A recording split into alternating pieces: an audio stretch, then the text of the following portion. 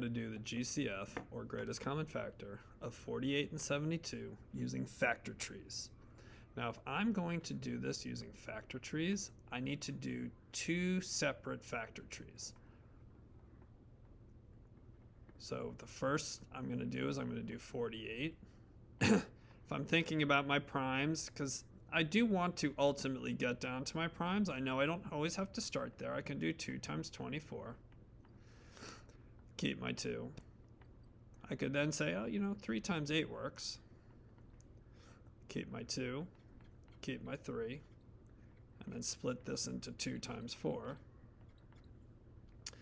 Keep my 2, keep my 3, keep my 2, split this into 2 times 2. So now I have 2 times 3 times 2 times 2 times 2. So 2 to the 4th times 3 is the prime factorization for 48.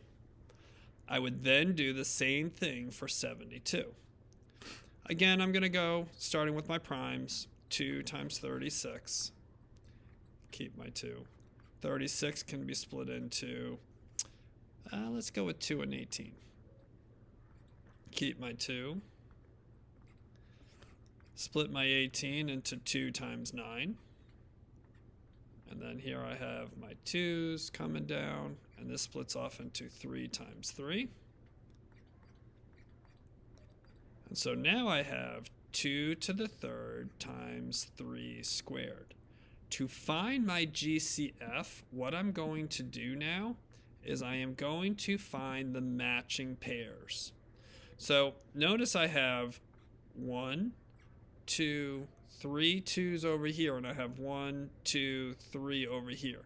So 2 to the 3rd, I'm going to lose one of my 2's from the 48. I'm not going to use that one. So 2 to the 3rd. And then I see I have 1 3 here, and I have 2 3's here, so I'm only going to keep one of the 3's. So it is going to be, for my GCF, 2 to the 3rd times 3. 2 times 2 times 2 is 8. 8 times 3 is 24. So I would get a GCF of 24. Now, that is one way of doing it, right? Let's very quickly do another set, 45 and 90.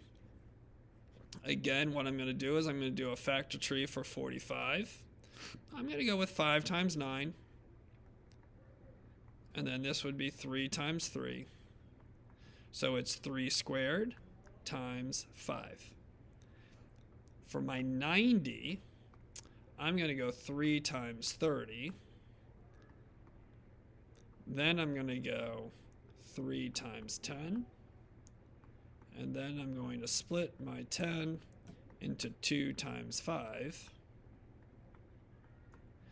And here I can see now I get 3 squared times, whoops, I forgot the 2, times 3 squared times 5. So there's my prime factorization. Now what I'm going to do is I'm going to look here. I have 3 squared times 5. 3 squared times 5.